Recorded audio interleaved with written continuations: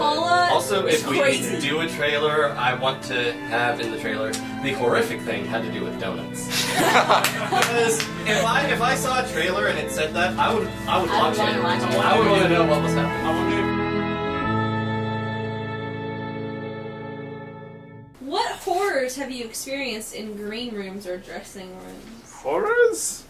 The horrific experience had to do with donuts, and this was Tech Day, I believe, and they had donuts in the green room, and apparently there were donuts that had they were on a napkin that had a name on it, and I didn't see that. It was written in like pen or something, so I didn't notice the name. So I was starving, a couple donuts sitting right there.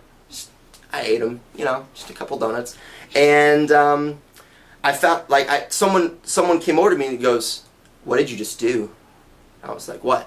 They're like, "Look at that. Did you not see the napkin with the name on it?" I'm like, "No, what napkin with the name on it?" And I looked down and I picked it up and it said Paula Morlin on it. And if you know who Paula Morlin is, Well, I don't know if it's a horror, but there's always the green room musical in the guys' green room at RCP. 9 times out of 10, we just burst into song. I did what the only thing I could think to do was run and hide,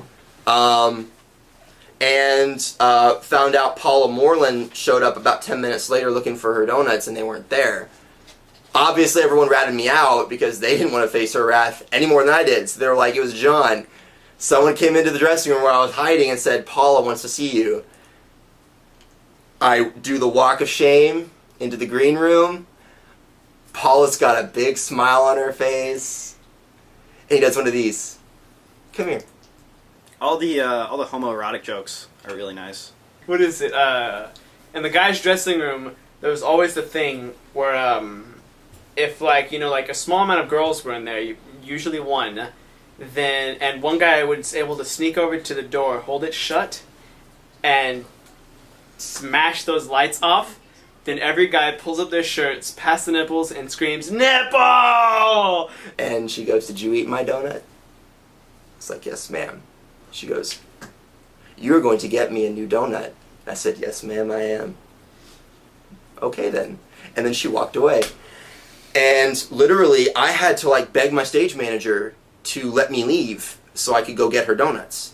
I think I might have slipped out because they said I couldn't, but I did anyway because I wanted this A, guilt gone, and B, the thunder and lightning away from my head that was Paula Morlin's wrath. So I went out to the nearest donut place I could find and got 3 donuts and put them on a big piece of paper that says, "I am so sorry, please don't kill me," or something like that.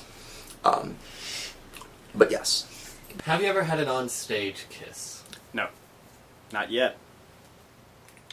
What is it? One of the worst kisses I had was what is it?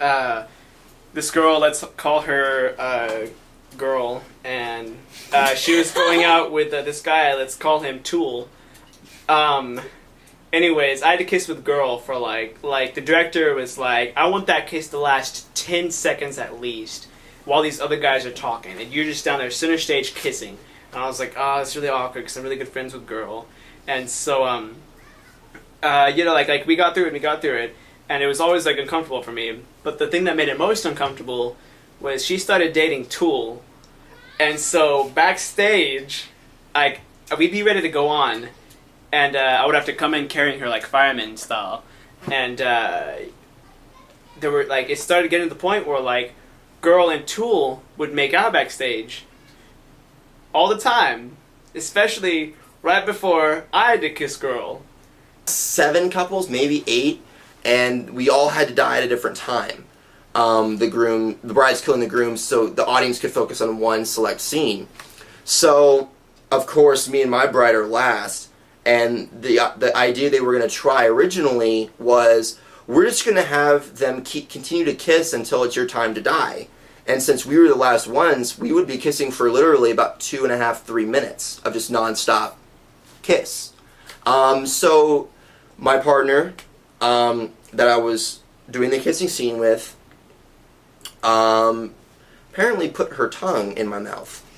she'd get done making out with Tool, and she's like, "Okay, I'm ready," and I'd be like, "Oh," and I'd pick her up and go on stage. So it finally got to the point where I'd be backstage ready to go, and she'd just get done making out with Tool, and she'd turn around, and she's like, "I'm ready," and I'd be there, and I'd wipe her face off, and I'm like, "Okay, let's do this." Very, very put me aback, really, because it was my first kiss. I was already nervous enough as it is, and all of a sudden I have a tongue in my mouth. Didn't really know what to do. So I just played along. I improvised as best I could, and apparently found out later on in the process that said person who I was doing the kissing scene with had been telling everybody else I was the one who slipped her the tongue. So as soon as I heard that, I told them that is absolutely impossible and not true. They let it go for then. It came up again later, and I said, "Again, I tell you, that's impossible." And, of course, joshingly, they were like, "Why is that so impossible?" And I was like, "Because I've never kissed a girl before, and I wouldn't know how to do that." And immediately, their persona changed, and they were like, "Are you serious?" And I was like, "Yeah." And they just dropped it, didn't bring it up ever again. Of course, they told everyone that they knew that I'd never kissed a girl before. But, yeah. My favorite part of that story is when you were...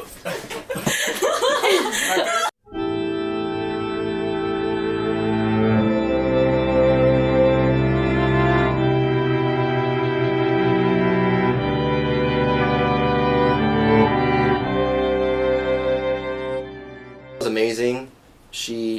In all honesty, she's crazy talented. I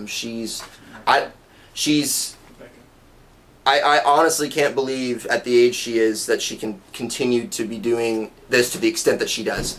It's remarkable. She's brilliant. I don't think I'll ever meet or work with a better dance choreographer. Yay, John! Honestly.